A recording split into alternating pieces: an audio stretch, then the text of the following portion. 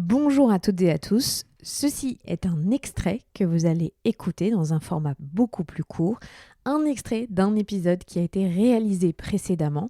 Si vous avez envie de l'écouter en entier, il suffit de cliquer dans les liens de l'épisode pour pouvoir accéder à l'épisode en entier. Je vous souhaite une très bonne écoute. Quand on vous annonce cette masse qui est présente, qu'on vient de découvrir, il est avec toi, Léo, sur toi? Non. Vous lui parlez? Non, pendant l'annonce, ils nous ont... Justement, il y a une oxy qui est venue s'occuper de lui. D'accord. Ça aussi, ça fait partie des choses qui m'ont fait comprendre qu'il allait y avoir des annonces pas terribles. Ils te proposent de s'occuper de lui le temps que tu prennes la nouvelle, ce qui est très bien d'ailleurs. Et toi, ensuite, tu vas lui parler, Et moi, quand je le récupère, non, je lui parle pas là, Léo. Tu sais, c'est bête, mais à ce moment-là, je me dis, tu peux pas lui dire ça, quoi. Puis pour lui dire quoi? Je pouvais pas le rassurer, je pouvais pas lui dire tout va bien se passer. Moi, j'étais, tu vois, aucun de nos proches n'était au courant à ce stade. Bien sûr. Et en fait, on s'est même dit à ce moment-là, est-ce qu'on appelle les gens? Enfin, on n'a rien à leur dire à part leur dire ça. Et on n'a rien à leur donner comme info concrète de ce qui allait se passer. Et on a quand même appelé nos plus proches pour qu'ils aient l'info, parce que tout le monde savait quand même qu'on avait ce scanner le matin et que donc tout le monde était en attente de nouvelles. Mais je me souviens, j'ai appelé ma mère, j'ai appelé mon frère qui allait l'annoncer à mes parents parce que je voulais pas leur annoncer par téléphone. Et j'ai dit à mon frère, dès qu'ils le sauront, quand ils se sentiront capables, dis-leur de m'appeler. Et ma mère m'a appelé et je me souviens qu'elle m'a dit, en fait, quoi que ce soit, je te jure qu'on lâchera rien, qu'on va se battre comme des fous et tu vois, la tenue parole jusqu'au bout. Et en fait, je crois que j'avais besoin d'entendre ça. Tu sais, t'as besoin d'entendre des gens qui sont sûrs qu'on va y arriver. Même si en fait, on est sûr de rien, t'as besoin d'entendre des gens qui te disent, ça va aller. Et c'est bête. Ouais. Et tu vois, les gens, souvent, plus tard, même dans le parcours, te disent, je peux pas te dire que ça va aller, je peux pas te dire... Mais en fait, dis-le-moi. Même si tu crois pas. Dis-le-moi parce que moi, j'ai besoin d'un espoir, quoi. Sinon, tu vois comment t'avances. Tu peux pas. Et donc après, les rendez-vous sont enchaînés, neurochirurgien, etc. Donc là, on est le 11 avril 2023. Là, on est le 11 avril, ouais. Ta vie change, la vie de ta famille. Tout s'arrête. Une trajectoire complètement différente de tes deux enfants. C'est ça. Parce qu'il y a aussi Tom dans cette histoire. À partir de ce moment-là, toute ta vie, tu la passes à l'intérieur de l'hôpital, c'est des soins. Comment est-ce que ça s'enchaîne? Alors là, on a une grosse période d'hospitalisation, déjà parce que Léo, il a besoin de soins. En 2-3 jours, il a une chambre implantable qui est posée. Et en fait, on nous dit il faut faire une biopsie. Donc déjà, la biopsie, elle est hyper délicate. Il a 3 mois, il est tout petit. La tumeur, elle est située, si on faisait une croix au milieu de la tête, elle est en plein milieu. Donc en fait, il faut passer par des zones super délicates pour y arriver. C'est ce qu'on appelle les opérations à ciel ouvert, qui sont déjà très délicates sur un adulte, mais alors sur un nourrisson, c'est encore pire. Le risque d'avoir des conséquences sur le long terme, il est hyper lourd. Mais on nous dit, sans cette biopsie, on ne pourra rien faire. Donc il faut la faire, il faut y aller. Donc, je me souviens, on voit le neurochirurgien qui est un très bon neurochirurgien de Toulouse et qui nous a répété pendant 1 heure la même phrase. Il nous a dit, il est tout petit. Donc, à chaque question qu'on lui posait, il nous répondait, il est tout petit. Tu vois? Même lui, tu sentais que ça le... Lui, il nous a dit, il est tout petit. Tu vois, tu lui dis, ça va bien se passer, il est tout petit. Bon, ok. Et donc, on a fait cette biopsie qui s'est bien passée. Mais déjà, rien que ça, c'est super traumatisant parce qu'en fait, moi, on m'avait annoncé une petite cicatrice d'1 centimètre ici sur la tête. Donc bon, je me prépare à ça. Je me suis dit, ça va aller. Et puis il m'avait dit, il sortira avec j'ai perdu le nom, mais c'est, tu sais, un gros bandage autour de la tête qui vient compresser pour éviter les œdèmes. Donc il est sorti avec ça. Et en fait, on va en réa, parce que c'est le process après une opération comme ça. Tu passes un petit peu de temps en réanimation. Ce qui est déjà, je dis toujours, c'est l'enfer sur Terre, la réa. Enfin, c'est l'endroit où la réa pédiatrique, c'est juste l'endroit où t'as jamais envie d'aller de ta vie, quoi. Et donc, on est là. Et Léo, il va bien. Tu vois, assez rapidement, il se réveille bien. Je sens qu'il est alerte, qu'on arrive à avoir des interactions. Donc, je suis assez rassurée sur son état.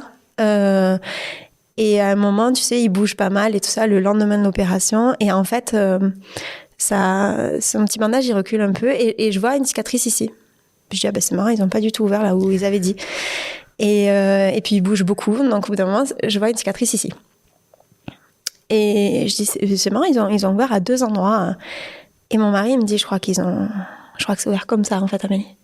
Puis je dis, mais non, ils m'ont parlé d'un truc de 2 cm. Et en fait, tu vois, il m'avait pas dit, le neurochirurgien, qu'il n'avait pas du tout fait l'incision qu'il avait prévue et qu'effectivement, Léo, il était ouvert comme ça, quoi. Donc, pour ceux qui nous écoutent, c'est vraiment, ça part du front jusqu'au... Ouais, c'est 29 points de suture sur la tête de l'oreille. Exactement. Ça fait vraiment... c'est un arc de cercle. Juste derrière l'implantation des cheveux, sauf qu'à ce moment-là, il n'a pas de cheveux. Et c'est tout le long, derrière l'oreille et jusqu'au front. Donc, c'est énorme, quoi. Enfin, ça n'a rien à voir avec le 2 cm qu'on m'avait décrit. C'est un premier choc. C'est un énorme choc. Tu vois, parce qu'à ce stade, l'aspect de ton enfant compte beaucoup. Bien sûr. Tu vois. Plus tard, ça change, mais à ce moment-là, tu te dis, non, mais qu'est-ce qu'on lui a fait, quoi? On me l'a défiguré, et puis alors, ça gonfle énormément. Il y a un moment, il a les yeux tellement gonflés qu'il y voit plus. Et tu sais, on te dit, ça va se remettre, vous inquiétez pas, mais toi, t'es à l'instant T, tu viens d'encaisser que ton enfant avait une tumeur inopérable, qui était probablement maligne. On lui fait cette biopsie, il sort, il est défiguré, Et tu te dis, ça s'arrête quand le cauchemar, en fait, tu vois. N'était qu'au début. Et donc, ça, c'est quelques jours après. Et puis, on nous dit, bon, mais il y a 10 jours de délai avant les résultats de la biopsie. Sauf que là, on ne peut pas attendre 10 jours. L'oncologue, elle nous dit, on ne peut pas attendre 10 jours sans traitement. C'est trop dangereux pour Léo. Donc, on va attaquer une chimiothérapie, ce qu'on appelle une chimio un peu générique. Où on sait que, parce qu'on avait une première idée de la typologie de la tumeur. C'est une tumeur qui s'appelle le type embryonnaire. C'est une certaine catégorie de tumeur. Et donc, on sait qu'il y a des chimios qui fonctionnent plus sur celle-ci que sur d'autres. Donc, elle nous dit, on attaque avec cette chimio-là, dès là. Tu vois, c'était le mardi, le vendredi, il est sous chimio, quoi. Et donc, on commence cette chimio. Moi, je me dis, mais on peut pas faire une chimio sur un bébé. Enfin, tu sais, la chimio, pour moi, c'est le truc qu'on faisait aux papis, mamies qui avaient des cancers. Enfin, j'imaginais pas ce traitement-là sur un bébé. Je me dis, ça va le tuer. Et puis, l'oncologue, je me souviens, elle me dit, vous savez, est-ce que vous vous souvenez quand vous preniez des cuites et que vous aviez 20 ans? Oui. Elle me dit, vous récupériez bien, vous pouvez ressortir le lendemain, etc. Et elle me dit, maintenant, à 30 ans, c'est un peu plus difficile. J'ai effectivement. Et elle me dit, en fait, c'est pareil. C'est que vos organes ont une capacité à drainer qui est très bonne quand vous êtes petit et qui, en vieillissant, est moins efficace. Donc, elle me dit, les bébés, souvent, tolèrent bien mieux la chimiothérapie que les adultes, finalement. Donc, on verra comment ça se passe, mais ça peut bien se passer. Qu'elle me rassure, et effectivement, la première chimio se passe et Léo, il va super bien. Et en l'espace d'une semaine, Léo, ses yeux se remettent. Il arrête de loucher. Donc, on se dit, il y a forcément un impact sur la tumeur. Qui a peut-être rétréci, c'est ça? Qui a rétréci, puisque la pression sur les nerfs optiques n'est plus celle qu'elle était a priori. Et donc, ça se passe, et tu vois, on a un petit regain d'espoir. Tu te dis, il nous avait dit qu'on vraiment n'était pas sûr que la chimio fonctionne, et a priori, elle a l'air de fonctionner. Bon, et en fait, entre-temps, on rencontre les parents dans le couloir, parce que là, on est hospitalisé en continu à l'hôpital des enfants de Toulouse, et on rencontre d'autres parents qui ont des enfants hospitalisés pour des cancers, et qui nous disent, vous verrez, là, c'est compliqué parce que c'est le flou du démarrage et que vous n'avez pas de feuille de route. Mais vous savez, les cancers pédiatriques, c'est 85% de guérison. On a beaucoup avancé. Et puis, quand vous aurez les résultats de la biopsie, on va vous donner un protocole de traitement et vous saurez où vous allez. Donc, même si c'est long, vous saurez où vous allez, il y aura des étapes, etc. Donc, tu vois, on s'accroche à ça. Et je me souviens, on arrive à retrouver un peu de joie de vivre, on fait rire Léo, on arrive, nous, et je me souviens même d'une maman qui me dit, je sais pas, vous venez juste de l'apprendre et ça a l'air d'aller, quoi. Et tu sais, on s'accroche au truc, on dit, mais oui, ça va aller. Parce que, tu vois, c'était dramatique au démarrage, mais les nouvelles étaient plutôt dans le bon sens à ce stade. Et en fait, on a les résultats de la biopsie qui arrivent. Donc, non, limite, tu vois, tu vas à ce rendez-vous content de te dire, on va enfin savoir et avancer. Et en fait, on arrive au rendez-vous et les oncologues, ils nous sortent une feuille blanche et ils nous font un dessin. Tac, tac, 2 yeux, les nerfs optiques, tac, une grosse masse au milieu.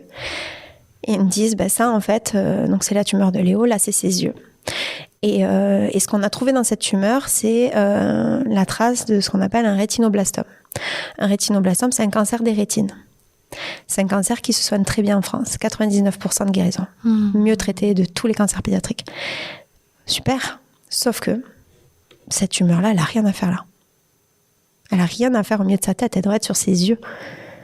Et donc là, le fait qu'elle soit là, ça change tout. Parce qu'on ne peut pas du tout faire les traitements qu'on fait sur des yeux. Puis surtout, on n'a jamais vu ça. Donc on va contacter Paris déjà. Enfin, ils avaient déjà contacté Paris.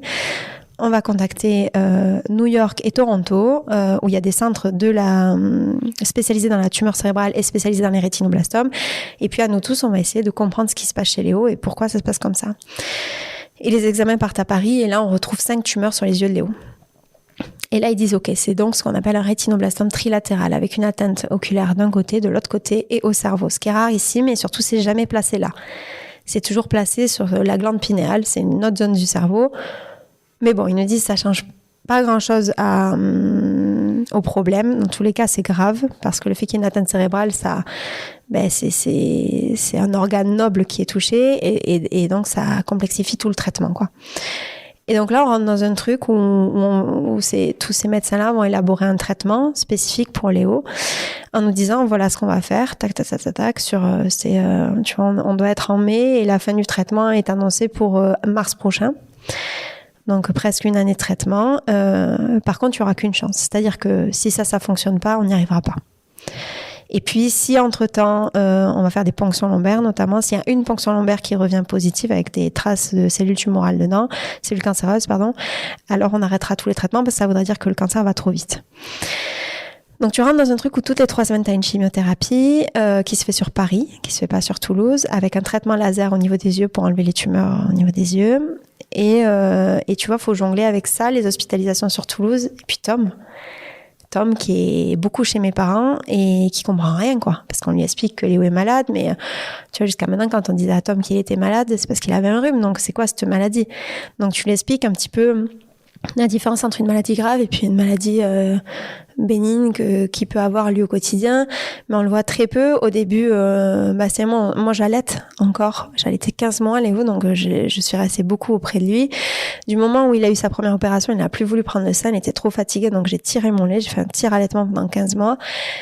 Mais ce qui me demandait, moi, d'être continuellement, et puis avec les chocs émotionnels, si tu veux, j'avais des arrêts de lactation qui étaient hyper fréquents. Alors moi, j'ai plein de conseils à donner aux femmes qui ont des arrêts de lactation, parce que j'ai bien appris une chose, c'est que tu peux relancer tout le temps. Alors ça demande beaucoup d'efforts et d'énergie, mais en fait, les femmes, on a des corps qui sont des machines à sauver nos bébés, et tu vois, moi, vraiment, enfin, il y a des moments où j'ai arrêté de m'alimenter, et si t'arrêtes de t'alimenter et de boire, évidemment t'as plus de lait, ou alors le choc émotionnel tellement fort que tout s'arrête, et où je me suis dit je peux même plus faire ça, tu vois. En plus, c'était un peu la double peine, et finalement j'ai réussi à chaque fois à relancer, mais du coup ça m'a demandé d'être tout le temps auprès de Léo. Donc il y avait pas d'alternance avec Bastien, il était beaucoup avec Tom? Et Bastien était tout le temps avec nous au début, c'est-à-dire avec Léo et moi, parce que moi j'étais hyper faible psychologiquement, et que je me là-bas dans ce service, enfin je me sentais super seule, c'était dur, donc il venait avec moi beaucoup.